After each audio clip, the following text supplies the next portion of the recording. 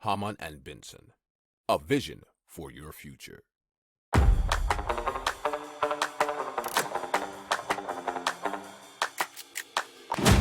Économie, tech et innovation, hydrogène, énergie. Le journal des stratèges. Présenté par Boris Kalt. Bonjour à tous et bienvenue dans le journal des stratèges qui sera consacré aujourd'hui à l'hydrogène. Au sommaire, on va vous parler de Engie qui délocalise plus ou moins sa production d'hydrogène en partant de France, et aussi on va vous parler du défi Mermoz. C'est un drone à hydrogène liquide. Vous écoutez le journal des stratèges numéro 298 et ça commence tout de suite. Si vous aimez cette revue de presse, vous pouvez vous abonner gratuitement à notre newsletter qui s'appelle La Lettre des Stratèges, LLDS, qui relate, et cela gratuitement, du lundi au vendredi, l'actualité économique, technologique, énergétique, mais aussi de l'hydrogène, et puis de tout ce qu'on trouvera super intéressant pour votre vie. Hamann and Benson. Le journal des stratèges.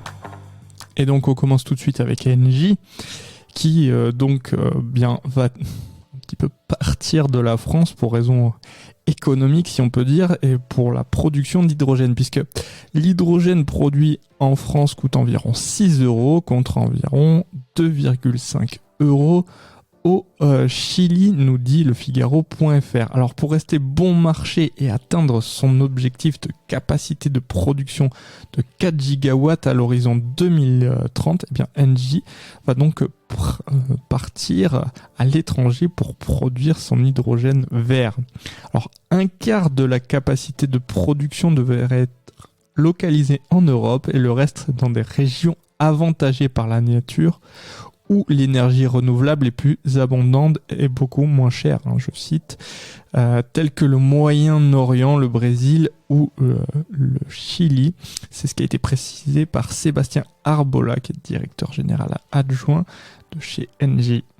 Si vous aimez cette revue de presse, vous pouvez vous abonner gratuitement à notre newsletter qui s'appelle La Lettre des Stratèges, LLDS, qui relate, et cela gratuitement, du lundi au vendredi, l'actualité économique, technologique, énergétique, mais aussi de l'hydrogène, et puis de tout ce qu'on trouvera super intéressant pour votre vie.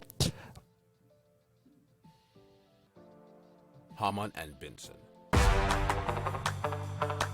Le journal des stratèges.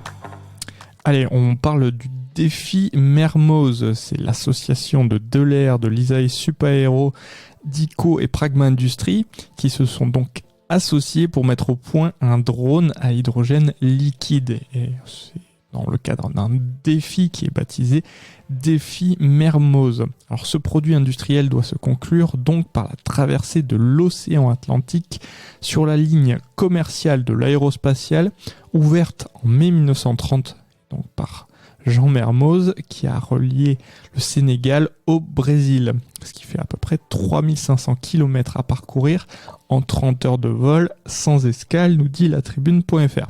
Alors, selon le consortium et ses 4 membres, environ 7 millions d'euros sont requis pour mettre au point ce drone à hydrogène liquide. Le défi Mermoz a été revu et décomposé en 3 phases. Alors, la première consiste à mettre au point un drone à hydrogène gazeux. La seconde sera de faire voler ce drone à hydrogène liquide. Et la dernière consistera à traverser l'océan Atlantique. Le consortium vient d'obtenir 1,2 million d'euros pour mener à bien cette première phase par l'intermédiaire de Mael, qui est la mobilité aérienne légère et environnementalement responsable, ainsi qu'un AMI porté par le pôle de compétition Aerospace Valley et financé par les conseils régionaux d'Occitanie et Nouvelle-Aquitaine.